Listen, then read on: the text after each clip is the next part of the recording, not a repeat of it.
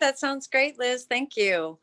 So I'm, as Liz said, I'm Deborah Callahan, and we're so happy to have you all join us today. And our Knowledge is Power Hour is a forum for individuals seeking natural approaches for health issues, as well as optimizing their general health and their well-being. And discussions are generally centered on holistic alternatives to a variety of health concerns.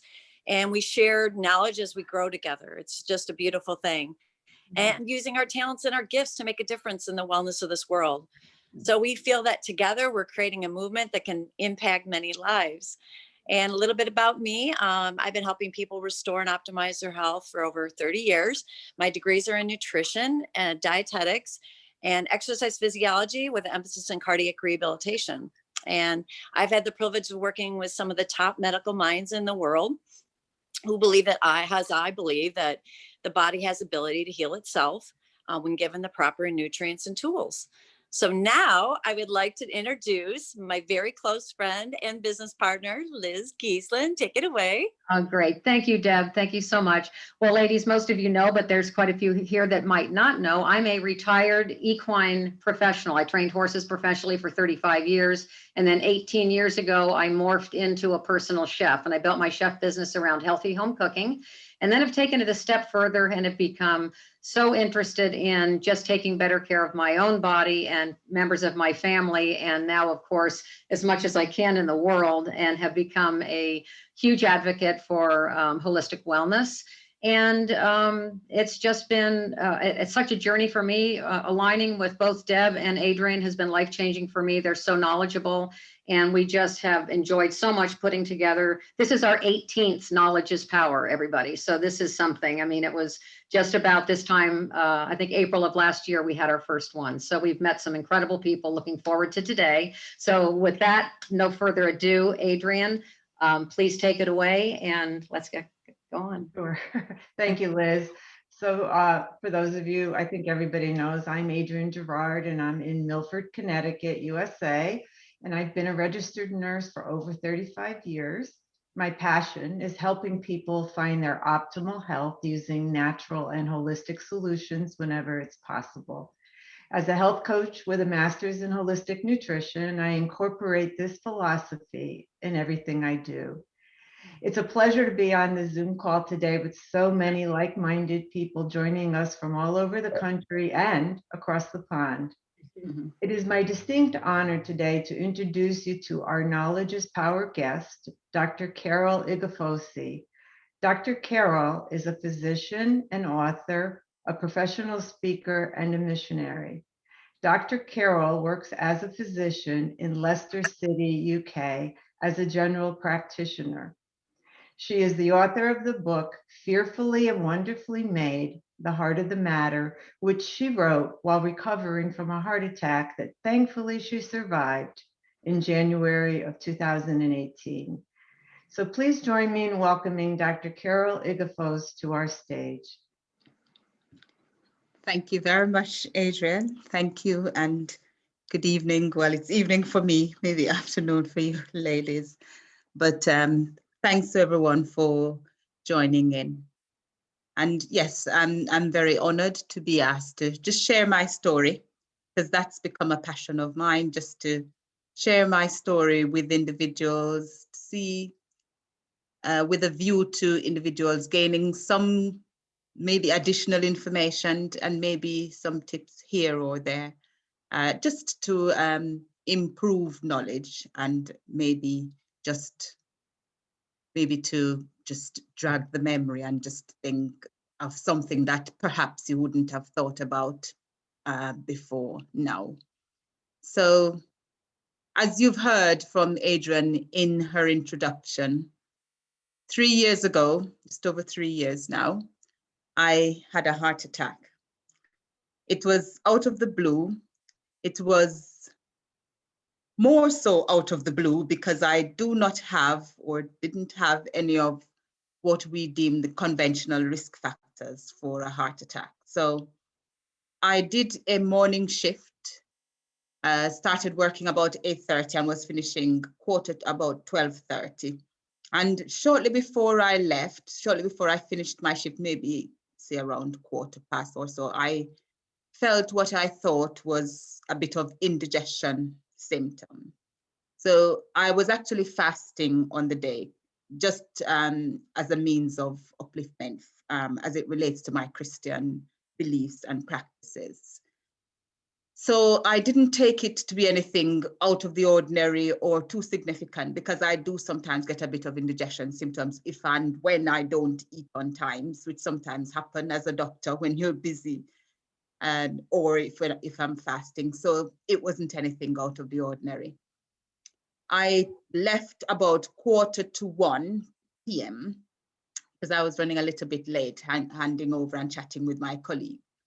Got in my car and started driving home. I called my husband, let him know that I was on my way home. And one of my colleagues, her name is Tracy, Dr. Tracy Bemper, who was actually training to be a GP at the time, and she was doing her hospital rotation. She had a night shift, and she had texted me to say that she wouldn't go to bed until I'm finished working because she wanted to talk to me. So she had had a night shift, and instead of going to her bed, she was up waiting on me. So I decided to call her on my hands-free phone as I drove home. And as I was talking to her, I realized that the indigestion symptom hadn't passed. So I just realized that I needed to pay attention to it because it was still there. And I mentioned to her, I said, Trace, I don't usually get chest pain, but I've got this discomfort in my chest. And she went into doctor's mode and started asking me about the pain, to describe it, out of 10, how much would I grade the pain, 10 being the worst, the sort of things that you'd ask patients. And we chatted about it, but still it didn't make sense.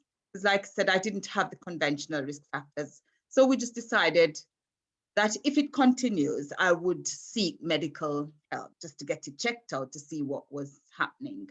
But I also made a mental note that I would be passing the accident and emergency department on my way home. And I just thought to myself, if it's there and I'm concerned whilst I'm passing, I'll just drive in there, park my car and go in and get somebody to have a look at me. But I didn't get that far. So just as we continued talking, we probably a few more minutes, maybe another 4 minutes or so, my friend Trace said to me, wanted to change the subject. Perhaps I think at this time she wanted to tell me why she had actually called, why she had actually stayed up all night to wait for me. But as she ventured to talk about something different, I realized that I could not concentrate on what she was saying. Later told me this was about 9 minutes into our conversation. And I said to her, Trace, this is not right. I need to pull over. I was traveling on the main road, but I realized that there was a road leading off to to the football stadium in Leicester. I don't know how many of you have heard, because they won the Premier, I think, maybe around that time, but a few years ago. So Leicester's football club was well known in England for that. So I could actually see the football club. I was turned onto the road. It's called Rawdykes Road, where the football club is, and I could see the football club. So I told her where I was, because she was going to call the emergency service. In England, it's 999. So she called, and I pulled the car over onto the curb just to get it out of harm's way. And shortly after I did that, I started becoming sweaty and clammy and felt a bit confused, in the sense that I was so sweaty and clammy, I needed some fresh air, but I couldn't work out how to lower my car window. At this time, this indigestion, discomfort in my chest had now become pain. And it started to become sort of textbook, classical, central crushing chest pain. And with this and the disorientation, I felt as if I was about to collapse. I later realized that I was breathing fast as well, but I just felt awful. So I managed to wind down the window, and I decided as well to call the 999 number again, because this time it felt like an eternity and nobody had turned up. They eventually turned up, the paramedics, and I later know that this was 10 minutes later. Now, in my mind, I spoke to the call advisor on the phone, and I said to her, I'm a doctor, I think I'm having a heart attack based on the symptoms I'm having. Not sure why, but I'm having a heart attack. And when the paramedics came, in my mind, I am definitely having a heart attack. And I expected them, based on the information that they got, to be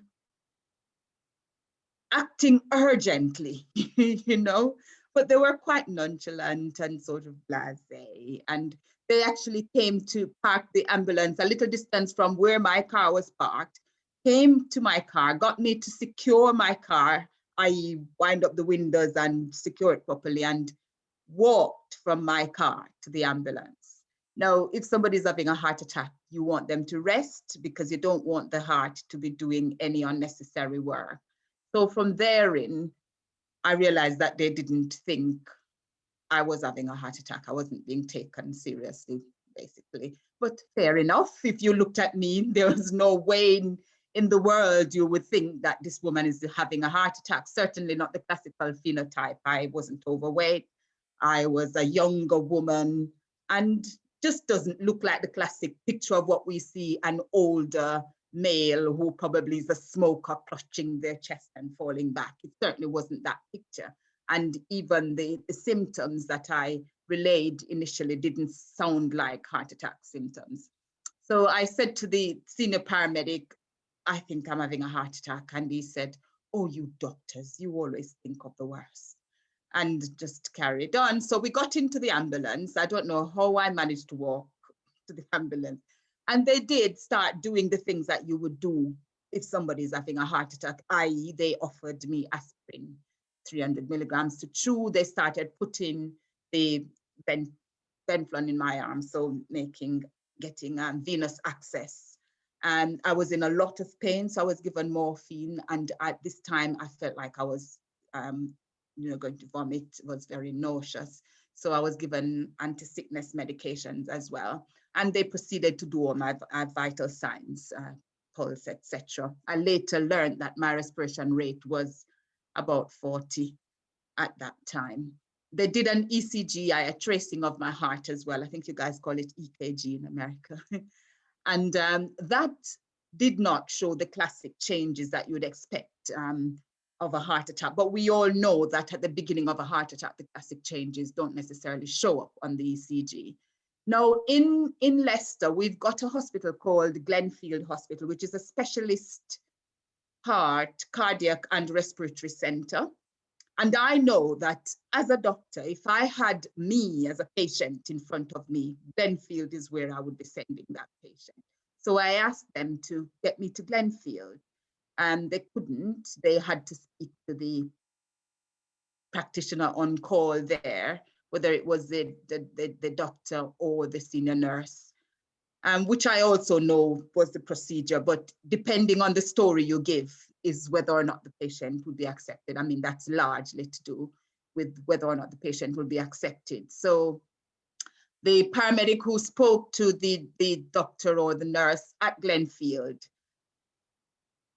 came back to say, they said I'm not meeting the criteria to go to Glenfield, so they should take me to the local A&E, which was about 5 minutes down the road.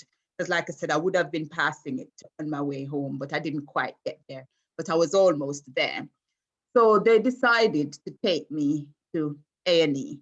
And during the handover in A&E, they didn't blue light me to A&E, they just drove normally. I mean, I don't know if it would have made a difference. And I don't think they called ahead as well. So when I got there, it wasn't an emergency that was being expected. And I wasn't going into the emergency, the sort of major area for emergency, because I still not sure what's going on. But the handover was quite telling. The paramedic handing over to the nurse in A&E said, oh, she's the doctor. She thinks she's having a heart attack. When we got there and did her observations, her respiration rate was 40, but we managed to calm her down. So it was high because I was a panicking woman. And also the nurse said to him, did the GTN work? So that's the glyceryl trinitrite spray, which we use to open blood vessels. If it works, it's suggesting that it might be a heart pain. If it doesn't, there are other things. But he said no, she didn't respond to the GTN. And she said, oh, it's not cardiac then. So therein, my fate was sealed.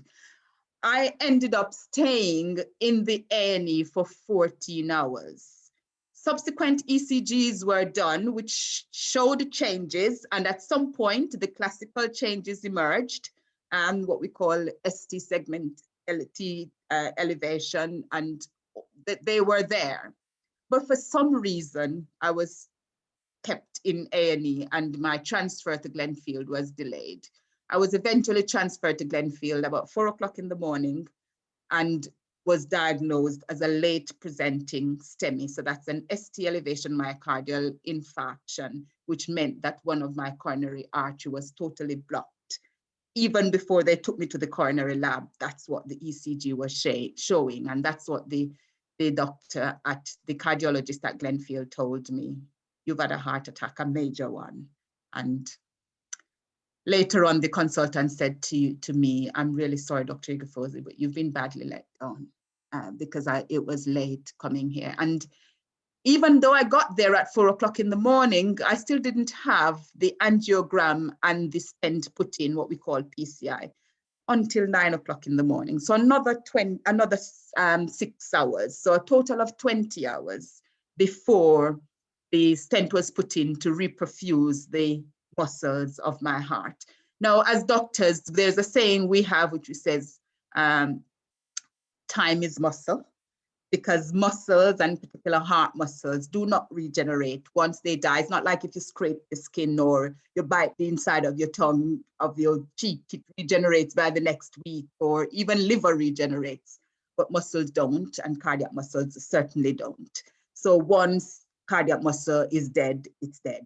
And a heart attack means that there's lack of blood supply and the muscle is likely to die. So that's what happened. I had an echocardiogram the following day, which that's an ultrasound to show the structure of my heart. So structural damage, etc., and functioning is able to be identified from that. And it showed that there was quite a bit of structural damage and reduced functioning. Don't know how many of you are familiar with the term cardiac ejection fraction. So when our muscles, when our heart ventricle pumps, the left ventricle in particular, which pumps blood to the rest of our body, to all of the systemic part of our body. The right side pumps to the lung, the left side, all of our body. Usually when the ventricles empty, they don't totally empty, but about 55 to 65% of the blood that's in that chamber should empty to supply all the body's muscles from the brain to the toe.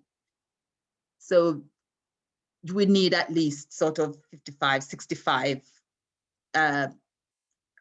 fraction, 65% of the total of the blood that is in the chamber to perfuse our body's muscles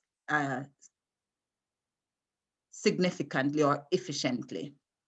My ejection fraction was 18%, 1/8. So my heart was only functioning at 18%. Of course, I'm a doctor and the cardiologists are surrounding my bed and giving me the report. And I asked what my ejection fraction is and they said 18. I started crying because I know what that meant. It means heart failure. And heart failure is pump failure. Basically, your heart can't supply the tissues of your body with the amount of blood that is necessary for you to survive. I mean, severe heart failure is worse than some cancer diagnosis. A lot of people don't survive more than 5 years with severe heart failure. Fortunately for me, my ejection fraction with exercises and medicines and praying and all the good things, the good diet and everything, has increased. The last time I had an ultrasound scan echocardiogram done, sometimes last year, it was up to 35%. So that's still quite low, but it's much better than what it is. And fortunately, I am diagnosed with heart failure, but not symptomatic. So you've got sort of 4 stages of heart failure. I'm between stage 1 and 2. So I can still function. I do get tired as the day progresses. So towards the end of the day, I get quite fatigued. But I'm not struggling with symptoms from day to day where I'm short of breath and puffing and can't manage stairs. All of that happened when I first came home. I had to sleep with 5 pillows. I went in the shower one day to have a shower, and as you do, I started singing or tried singing, and I realized it was too much for my body. I couldn't. No, I'm somebody who loves to sing. So that was massive for me. But all of those symptoms have settled, and I have returned to work. I had to cut down my hours significantly. And now with COVID, that's a whole other story because that has implications for me as well. So it's changed my life. It's changed my life, but I'm determined to live as successful and happy life as possible for as long as I have here on this earth. And I'm telling my story with the hope that somebody somewhere will just think twice about the heart, that the wonderful organ that they've been given, hence my book, Fearfully and Wonderfully Made, this wonderful heart that you've been given. And hopefully we'll look after it.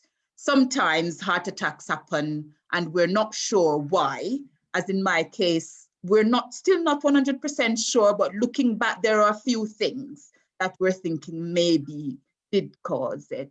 But by and large, coronary artery disease is largely preventable.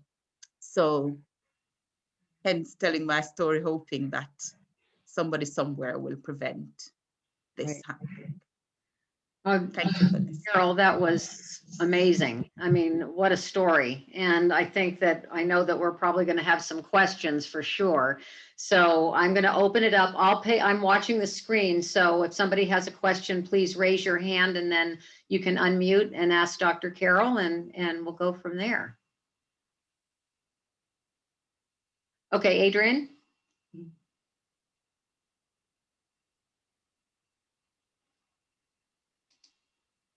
Oh, I think you can unmute your, where'd she go? Oh, there you are. Okay. There Can you you hear me? Sorry. Yeah, I can hear you. Okay. So Dr. Carol, I was just curious, what are some things women can do lifestyle wise to kind of lower their risk of such a thing happening to them? Okay. So, I mean, most of the risk factors are not only specific to women, they're specific to both men and women. And I'll talk about something that are more specific to women, but generally speaking, lifestyle-wise, as you mentioned, is primarily the things that we can do to prevent. So being able to relax and taking time out for ourselves, recognizing stress. Stress is not listed as an independent risk factor for heart attack. What it is listed as an association. So it is felt that if you're stressed, you engage in unhealthy behaviors, such as eating unhealthily, smoking more, drinking more alcohol. So all of those things, as a direct consequence of stress or independently, are risk factors. But from the recognizing stress and taking time out to look after yourself and deal with stress appropriately is one thing that as women specifically we can do, because we tend to end up in the caring roles and we tend a lot to put our family members, in front of ourselves. We want to make sure that everybody is okay and then we look after ourselves after. So that's one thing. And of course, as I mentioned, the diet, alcohol intake, smoking, those are things that we definitely can do. And indirectly, that may or may not impact on our weight, because a high body mass index, increased weight, is something that puts you at increased risk of getting heart attack as well. Being aware of your family history, for example, if you've had a father or a mother or a male close first, what we call primary degree relative, who's had a heart attack less than the age of 55, a man, or a woman less than the age of 65, then that's considered a risk factor, because as we get older, we are more prone to a heart attack, and that's expected, but younger age is a risk factor. So being aware of that should make you take more, caution and be more aware of protecting yourself. But for women, something that they have found out is that if you're a woman with something like polycystic ovarian disease, because of the androgen and the hormone changes, that puts you at more risk, because that is increased with the metabolic syndrome that is associated with that. So that's increased body fat, increased abdominal fat, high blood pressure, those sorts of things. If you've had pregnancy-induced hypertension, like I've had in both my pregnancies, apparently that increases your risk. And I didn't think of that. It's not a well-known risk factor, but that is thought to increase your risk. Certainly if you've had gestational diabetes, even if that settles after you've had your baby, again, I think that maybe the inflammatory process and the impact on the endothelium, so that is the lining of the heart, the blood vessels, puts you at risk as well. So some of those things that we don't normally think of. As women in the healthcare industry, if we do shift works, I mean, anybody, but we might be doing a lot of shift work like I was doing, that apparently impacts, and just not having enough sleep significantly impacts. It impacts the telomeres apparently, and all those sorts of things, and it's all our cognitive function. And so things like those that we don't readily think of as causing heart attacks are listed as. Right. That's quite a bit. Thank you. Wow. Yes, Lizzie. No, thanks, Carol, for sharing the story. I just had a thought, it must have been incredibly frightening, and I wondered how it's affected you emotionally and psychologically, and has it changed your practice? And were there any knock-on effects for the system approach to treating heart attacks? Okay, so it's a very good question, because again, that's the hidden part of post-heart attack. This is hidden, one of the sequel of a heart attack. But again, that's well documented, and it's very real. The psychological impact is very real. Now, for me, the psychological impact was on two levels. One, the fact that I'm a health professional and I feel like I was let down by my colleagues. It's that feeling of rejection. I'm not sure what, but that pain is even whilst I was there in A&E, like pleading with my colleagues, just asking for somebody to come and explain to me what is happening, and nobody came. And the narrative I received later on was that they were very busy, and they were, because it was winter time. But just if, sometimes you just need somebody to come and offer an explanation. And I'm not sure why that was. I don't know if they felt, I don't know, somehow we sometimes might feel threatened by our own colleagues, or I'm not sure what it is. It just doesn't make sense to some extent, but that pain was it was significant. And it is one of the pains that I am much to a larger extent I have got over, but it is still something that I battle with. I hear you. And then the other thing is just the whole impact of having a heart attack. First of all, why me? I looked after my body as best as I could. I was somebody who, I'm aware that my grandmother had diabetes, so I also had that in my mind, and my father has high blood pressure. So I'm aware of those two risk factors in my family. And I was always trying to bear those in mind. So I kept my weight under control. I would do my exercises. I'd started swimming regularly. I would get up every morning, do my exercises before I go to work. I just did what I thought I could do, because even as a physician as well, I feel like I need to be an example. And I tried doing the best that I could. And despite all of that, I ended up with a heart attack. And then the impact it had on my standing as a professional, it meant even like now during the COVID, I can't see patients face to face because I'm so clinically vulnerable. And I had to reduce my hours. It had impact on my finances. And as a group of ladies here, I can tell you it had impact on my relationship with my husband. I'm still a young woman. I was on contraceptive and I had the implant in.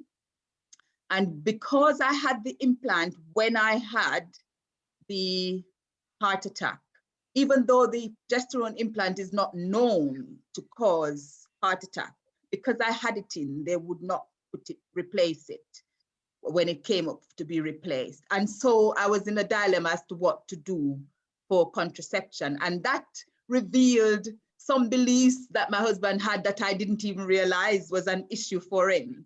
And that the whole dynamics changed. And so psychologically, I have suffered a lot, but I have managed to avoid clinical depression because, again, of the support that I've had from individuals, of what I know to do, because I pray, and I do believe that prayer has a lot to do with, natural healing, So that, and like I said, all the support that I had, but it came close.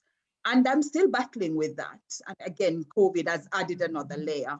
And being anxious, anxiety is another thing that I realized was an issue, because previously, if I had a little tinge in my chest, if I feel a little bit of indigestion, I'll just pass over it. No, I think twice and I pay attention and I think, oh, what's happening? And sometimes even at work, I'm feeling a little bit anxious and I realize that I'm a little bit more anxious than I would normally be. So it has impacted. And in terms of systemic changes, I'm still not sure, but I'm working very closely with the British Heart Foundation, and they have access to a lot of data, which is empirical data, which does show that this is not just my story in terms of the delay in diagnosis and treatment for a woman. This is actually something that's well documented, that's been confirmed in studies. And so I work with them to put the message out there so that women don't take their symptoms lightly. And if they're what I say to women is, if you know your body, and if you know that something is different and you're convinced that it is something as serious as a heart attack, be kind, but be insistent and don't give up until you get the treatment that you know you're supposed to get. I know it's not always easy because it's not always black and white, but it's listening to, in terms of whether it's changed my practice. I've always been one to try and listen to patient, but even more so, listen to what the patient is saying to you. Right. Dr. Carroll, just before I'll get right to you, Vishen, I just want to say one thing. It's really interesting. I was sharing with my mom and stepdad this morning about you coming and speaking, and they evidently just heard an interview with Barbara Streisand that I don't know if she had a heart attack or not, but she said, ladies, you give them, you know the symptoms for a man, even if you're not having those, you tell them those symptoms, that you're having the symptoms of a man, and then maybe they'll pay attention. Because just like you were saying, it's sort of like, oh, you're not a risk factor or whatever. But I thought that was interesting. She said, just give them the rundown of the symptoms that a man has for a heart attack, and they'll pay attention. Yeah. Yeah. So, Yeah. okay, Venetia, you had a question? Okay, you need to unmute, hon. There we are. Sorry. Yeah, just listening, Carol, thank you for sharing. And you've been through an enormous experience, and you've come out enough the other end to want to put back into the pot, to share what you've been through, to sort of highlight things, raise awareness, and hopefully help others to not be in the same situation as you. And that's a wonderful thing to do. So, and that's great. And also the key thing you just said was about intuition. And I think that is such a valuable thing to learn to be able to tune into, because we need that in all aspects of life, don't we? Yes. We need to know what that feels like. What is intuition? You know, when is it our head sort of telling us to do something? When is our heart telling us, and to really acknowledge and work with that? And I think women are more open, receptive. I'm not saying men aren't, definitely, but I'm just saying women are. So yeah, that's always a key thing, isn't it? Always a key Yes. thing in every situation. And then to be able to speak up. So fantastic. You know, if you're helping people to do that.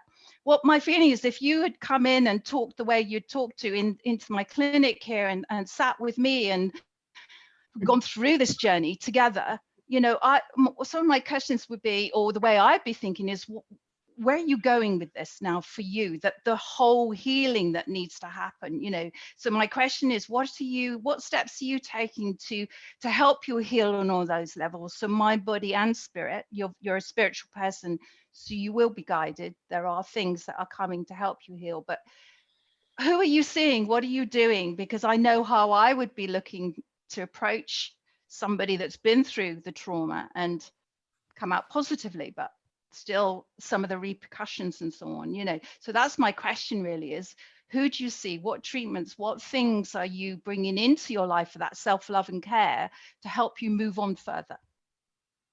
Goodness, I think that is an area that I'm still working on, and I am aware that I am lacking in, because of my circumstances. I was the main breadwinner in my house, and I still am.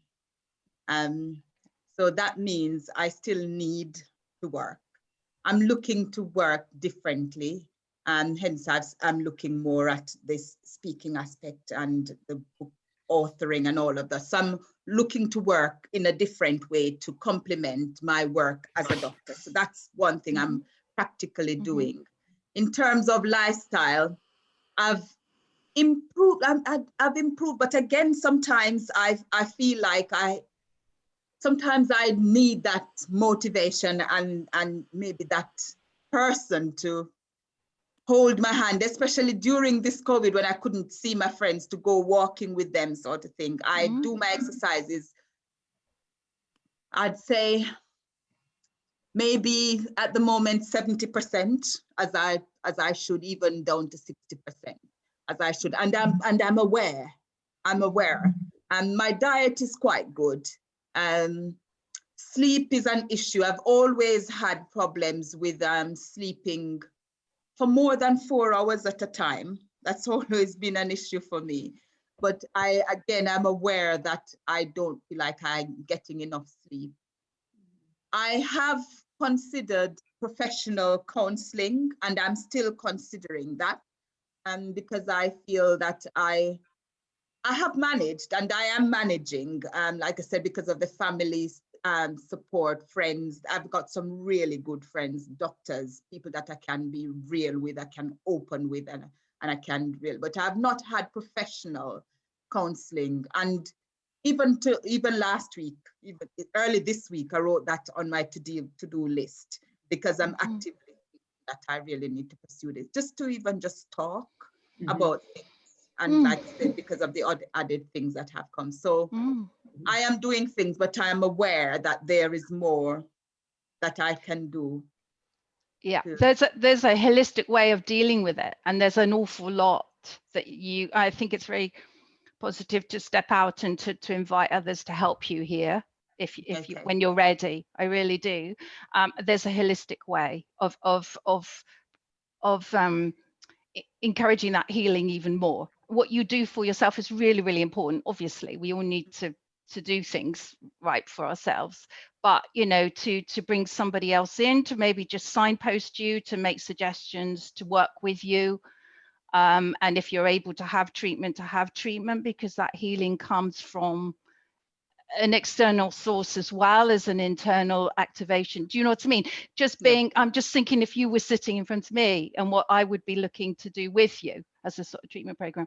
And also, you know, there are other things that we can do within us that really do bring in that depth of love and light and healing even more and more, different techniques and different things. So I was just very interested, you know, because it sounded like that still needed to happen in your life a bit. Yes, So, yeah, you know, you're and you very know that. right. Yeah, Yeah, you're you know very that. right. Yes, yes. Right. I think the spiritual side of things I've largely got under control. And my book talks about us being body, soul, and spirit. So I'm definitely one for a holistic approach and realize that we're not just physical beings at all. Yeah. So Yeah. that side of things, yeah, but I realize that there is still quite a bit more to do. Yeah. Yeah. Yeah. Steps. Okay, we have another question from, I agree. Great. Well, Sheila, thank you so much. Dr. Carol, this has been absolutely so wonderful. You're just amazing. And I think that you've got a lot of support and love around you right here in this little group right here too. So, and we always like to wrap up. Yes, thank you, Barb. We want to wrap up. I think, Deb, you wanted to see if we always like to wrap up and see if anyone in our Modexus family has a testimonial. Right, Deb? We do, Liz. I think Sharon, from what I understand, has a couple great testimonials that she'd like to share with us. So I'd love to turn it over to her before the end of the hour. Sharon, are you there? Thank you. I am here. Yes. Now, can I just mention as well, I know a couple of people have said this, but the heart chakra, you know, look into the heart chakra, sweetie, as well, because unfortunately it is the heart. And then of course you've had this loss with the relationship also. So really I can help, other people can help, but yeah, protect your heart chakra, sweetie, because it's the energy center. So, and yeah, such a lovely story.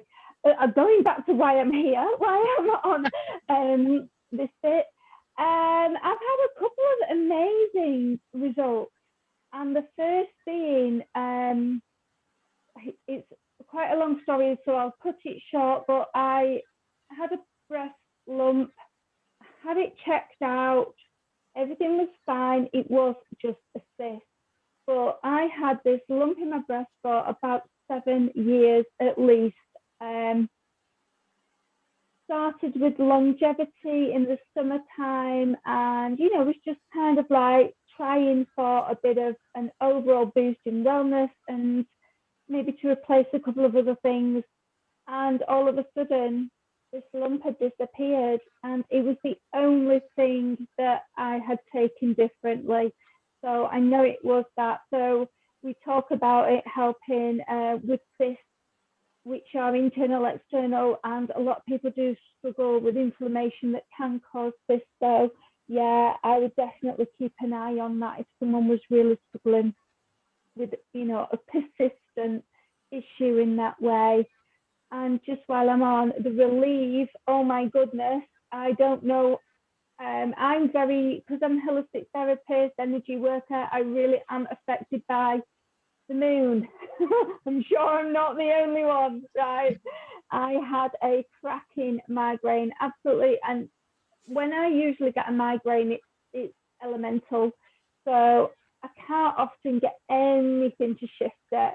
And I stupidly didn't do it soon enough.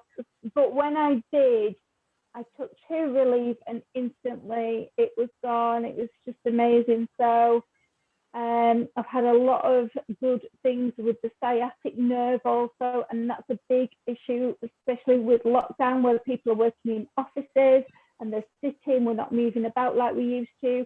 And the sciatic pain, it's been fabulous for that inflammation. So yeah, I'm absolutely sold on these products, and I'm just chuffed to bits and hope that people will listen. I know it's a new product and everyone's often a little bit cautious, as we all were at first, but the proof is in the results, isn't it? And so we're getting some really good results. Great. Sharon, thank you so much. Well, we're at the top of the hour, and this has been just amazing, Dr. Carol, and we just loved having you. And what I'll do, this is recorded, and then I will upload it. It'll be a public YouTube link. And then we'll also put any of Dr. Carol's information in there so you can reach out to her, find out about her book and all of that. We'll make that all available to all of you. So this has been great. You guys have a wonderful evening in the UK, and we'll get on with having a late lunch. Thank you, Thank you everyone. very much. Okay, thank you, Thank you everyone. for for having being me. here. Thank you. Carol, Thank you were you. amazing. Okay, thanks Thank again you. so much. Bye, girls. Okay, Bye. bye.